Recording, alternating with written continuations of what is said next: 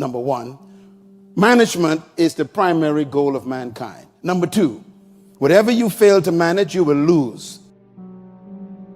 Number three, God's primary measure of trusting you with material is management. And number four, God will give to whoever effectively manages. And number five, management attracts resources. And the big one, number six, God will not give you what you pray for, only what you can manage.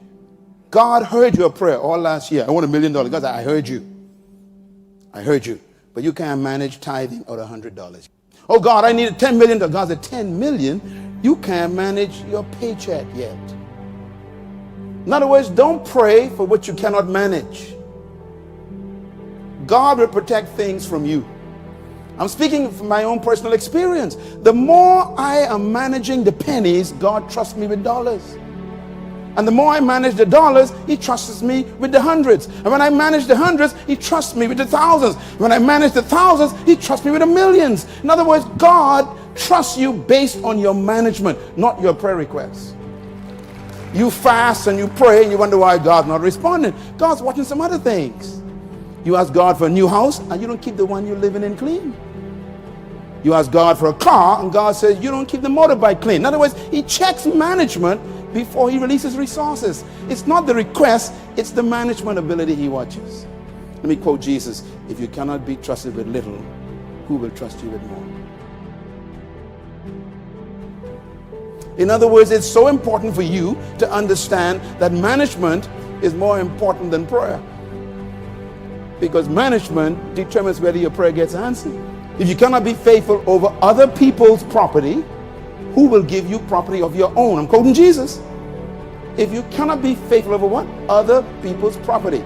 The reason why God gives you a job is not because you're supposed to be there for the rest of your life. He sends you on other people's job to see how you manage other people's property. That includes the printing machine of those people, the paper clips you take home without asking, the pens you steal. He's watching everything. Going to work late, stealing other people's lunch hours, lying, say you're sick and staying home. God said, you can't manage the other people's time. How can I give you your own business? I want my own business. God said, you can't even keep a job.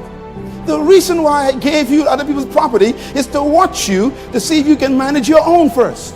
So once you prove you can manage theirs, then you know I'll trust you with your own, he says. Can you handle other people's money? Lawyers, contractors, don't get quiet on me now.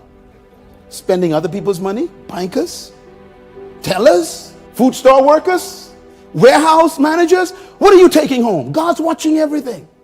And if you can't manage other people's cans of beans in the warehouse, God will make sure you never own your own company. Management. Can I suggest to you then? Now, let me just say this very quickly. You were born to solve a problem, and you are God's response to a need that he created. In other words, you are the answer to a question God knew they would ask in your generation. Everyone came to earth to manage a problem, to solve a problem for humanity. You exist because you are the fulfillment of one of God's desires. You are the assignment in your generation. I was born to solve a problem in the world. So were you. I'm not better than you. I'm not a superior. I just found my problem. And my job is to help you find your problem. You were not born just to make a living, pay bills, and die. You were born to actually solve a problem on earth.